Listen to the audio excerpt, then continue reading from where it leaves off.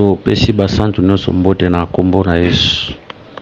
Tikete kimia na kolo Yesu, bolingo na Nzambe ezala likolo ya moko na moko oya kolanda biso na nzela ya litea oyo. Par la grâce de Dieu, lelo tozo parler sur la parabole ya drachme. Tobondeli, Seigneur, te péché, merci pour ce temps, bénis ce temps, si c'est nous pas ta grâce, au nom de Jésus, Amen. Tozana mukanda ya Luc chapitre 15e, tobandi na verset 8. Ou quelle femme, si elle a du drachme et qu'elle en perde une, n'allume une lampe, ne balaye la maison et ne cherche avec soin jusqu'à ce qu'elle la retrouve. Lorsqu'elle l'a retrouvée, elle appelle ses amis et ses voisins et dit: réjouissez-vous avec moi, car j'ai retrouvé la drachme que j'ai perdue. De même, je vous le dis, il y a de la joie devant les anges de Dieu pour un seul pécheur qui se répand. Voilà, que le Seigneur bénisse cette lecture. Tosali mikolo belé oyo toyebaki na kopartager société pour te santé pe et dérangeaki biso. Santé dérangeaki biso, bien que tokotali na ba circonstances mosusu. Santé pe e baki na ko déranger biso, mais Nzambe na bolamu pe bolingo nguya na ye asali biso sungola pe biso makasi lelo ya koyeba na ko partager oeza sur sa parole. Voilà, toujours continuer lelo toujours lebela nikolo ya parabole ya drachme. Voilà, tolobi parabole oyo de maîtresse na yango eza même pensé na parabole ya brebis perdue ou brebis égarée oyo toutaki na kolobela mbala euti na koleka. Voilà, que le Seigneur vous bénisse. Awa tokopesa ba explication kopesa eza moins belé, tokopesa deux explications awa likolo ya parabole ya drachme oyo, mais idée maîtresse na yango to idée principale na yango eza même idée na autorité kolobela likolo ya brebis égarée. Voilà, na liboso tango le Seigneur azo parler likolo ya brebis égarée, on a dans Luc 15 verset 3, mais il leur dit cette parabole: quel homme d'entre vous s'il a 100 brebis, dans verset 8 il dit, ou quelle femme si elle a 10 drachmes. Voilà, que le Seigneur bénisse cette lecture. Donc na verset na parabole à liboso alobeli ezali un homme wana alobeli brebis. Na parabole ya mibale wazolobela drachme awa wazolobela une femme. Donc tozobungisa liboso eza un homme ye azobungisa weza brebis, une femme azobungisa drachme. Tolobi ke nyonso mibale wana elobelaka Nzambe mo. Nzambe azalaka papa, Nzambe azalaka mama, Nzambe azalaka mobali, Nzambe azalaka pe mwasi. Esaïe chapitre 45 tobandi na verset 7. Je forme la lumière et je crée les ténèbres, je donne la prospérité et je crée la diversité. Moi, l'Éternel, je fais toutes ces choses. Que les cieux répandent d'en haut et que les nuées laissent couler la justice. Que la terre s'ouvre, que les salis y fructifient et qu'il en sorte à la fois la délivrance. Moi, l'Éternel, j'ai créé ces choses. Verset 9. Awa, tolobi que l'Éternel a se présenter dans verset 9.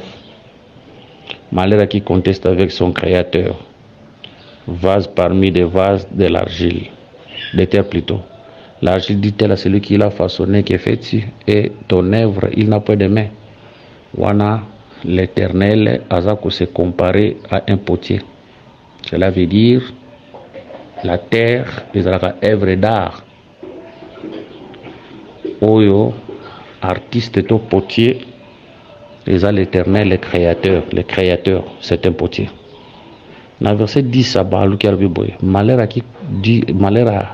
à qui dit à son père pourquoi m'as-tu engendré, et à sa mère pourquoi m'as-tu enfanté. Donc le créateur se compare à un père et le créateur se compare à une mère. C'est pour dire que papa na maman bazalaka créateur. Pour moi nazalaki te on va faire exister. Donc en quelque sorte bazo jouer le rôle ya créateur likolo ya mwana oyo azalaki te. C'est pour dire que papa na maman bazo jouer rôle ya créateur, mwana za création. Nde toki mpona koloba ke l'Éternel comme père c'est un créateur, l'Éternel comme une mère c'est aussi une créatrice. Bon. Tozoloba ke l'Éternel Dieu en éternité azalaki toute une femme mais qui avait une grossesse pour sa créateur. Grossesse oyo azalaki na yango, c'était la création. Nde tozoloba ke la création ezalaka toute une créature ya Nzambe.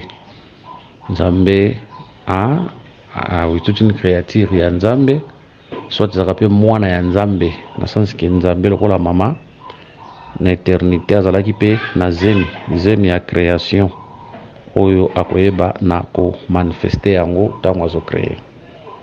Voilà, les 10 drachmes ndenge toutaki kolobela sur les brebis etalisaka bonzambe ya Nzambe nyonso, totalité ya richesse ya bonzambe na ye.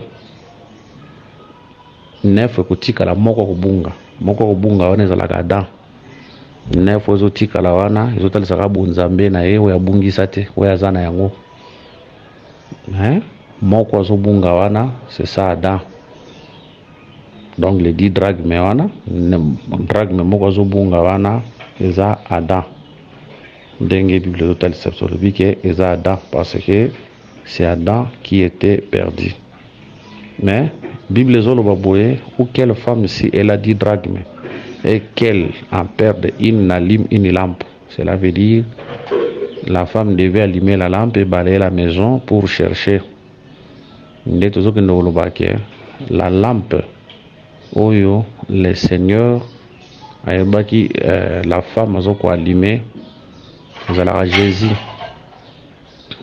Jésus. Parce que n'oubliez pas, un prophète azalaka une lampe. Un prophète azalaka une lampe. Pour quelque part écriture de Jacques Mangai, Bible zoloba boye à propos de Jean-Baptiste. Bible zoloba, je crois, mutazoloba yango c'est le Seigneur.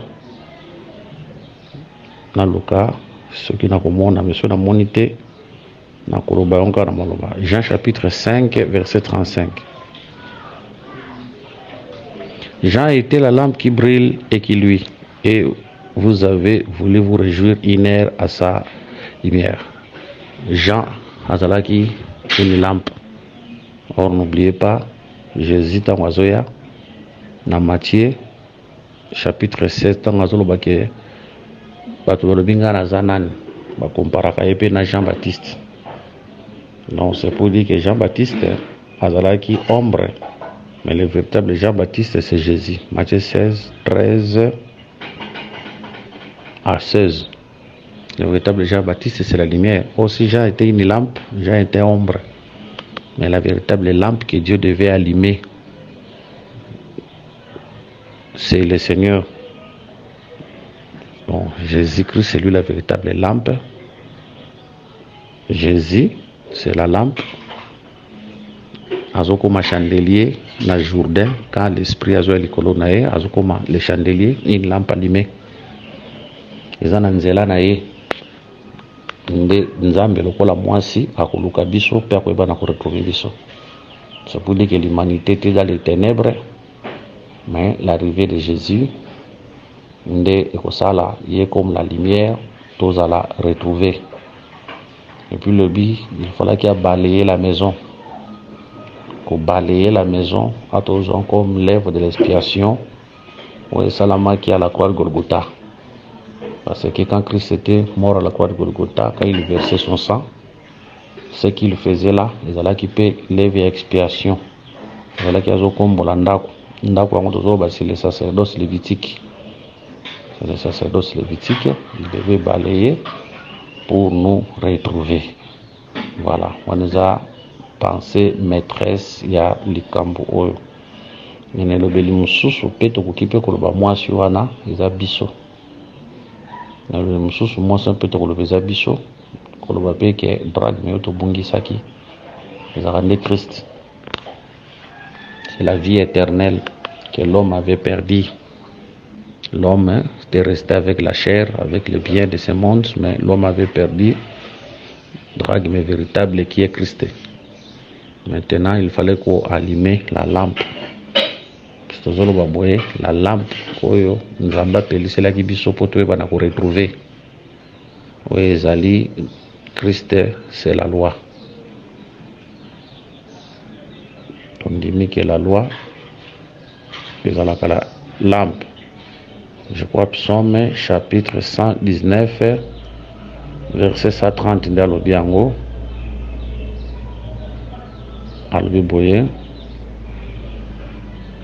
La révélation de tes paroles est claire et les donne l'intelligence simple. Non. Oyonga nazoloba il faut zalaka na 119 soit verset 5.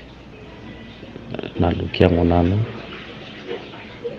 Ta parole est une lampe à mes pieds et une lumière à mon sentier. Voilà, Psaume 119, verset 5.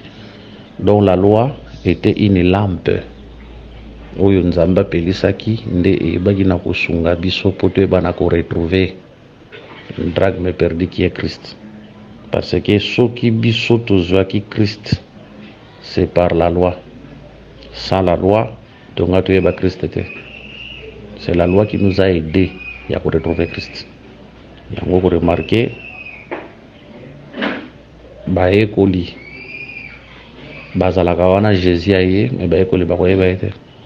Mais Jean-Baptiste mutakola que voici l'agneau de Dieu qui ôte le péché du monde. Alors Jean-Baptiste, c'est un prophète, oui. La lampe wana, donc expliquer la lampe allumée comme les prophètes, comme la loi. Donc déjà quand on a Jean 5:35 que un prophète c'est une lampe. Donc ceux qui l'ont retrouvé Christ, ou surtout Bungisaki, c'était par la loi et les prophètes, la lampe que le Seigneur avait allumée pour nous. Parce que la loi est amouinda, donc tu peux s'écrire. Un prophète, c'est aussi une lampe, tu peux s'écrire. Donc c'est grâce à eux, à la loi et aux prophètes, que nous avons retrouvé la vie qu'on avait perdue. Jean-Baptiste, c'est là qui a l'acquis ça. Jean total ça les prophètes, pas un prophète. Total ça fait la loi, pas là qui lévite. Ça se doit c'est lévitique. On peut remarquer Zachée, à la petite taille, à la poste à retrouver Jésus. Mais pour retrouver Jésus, il fallait qu'il y ait un sycomore. Si nous avons sycomore, nous avons Jésus. Mais tant que Jésus a il faut attirer sycomore. Sycomore a représenté la loi. Sycomore a représenté les prophètes. Nanzela na bango. Toyebaki na komona oyo ezalaki Christ. Tant nde tomoni Christ mbala moko totiki la loi. C'est ça Zaché qui descend sur l'arbre pour nous jeter à solo aye oza Christ. Mais pensée maîtresse il y a drague mais oyo eza ya ko parler likolo ya première pour te pécher des pensées. Première pensée de c'est ça Adam qui était perdu. Deuxième pensée de c'est ça Christ qu'on avait perdu. Mais tu viens pour retrouver les lois. Mais pensée maîtresse, il y a drague, mais il y a Adam. Le premier aspect, hein, peut-être deux aspects. Premier aspect, Adam qui était perdu. Deuxième aspect, c'est la parole ou Christ qu'on avait perdu. Mais grâce à Mwinda, pe kokombola wana kobaler la maison, c'est la vie de la repentance. Donc on peut si deux pensées place wana tant qui taper sur le plan doctrinal pour na kolobake dans la vie quand on perd quelque chose il faut avoir la nature de Dieu à nous, parce que quand Dieu avait perdu Adam, nous avons retrouver Adam qu'il avait perdu. La vie, tous en avons mentionné pour perdre battre, pour perdre amis, pour perdre frères, sœurs, pour perdre même ta vie. Il faut qu'on récupérer.